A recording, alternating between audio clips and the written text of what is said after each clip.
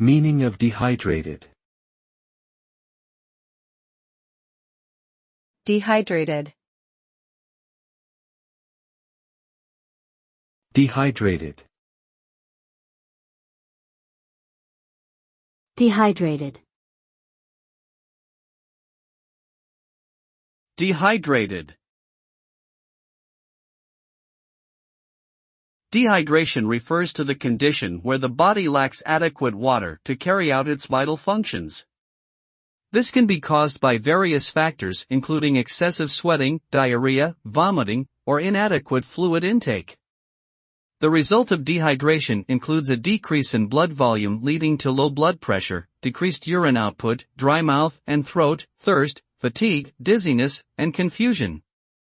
Severe cases of dehydration can lead to organ failure and even death if left untreated. Therefore, it is important to stay hydrated by drinking enough fluids and replenishing any lost fluids during physical activity.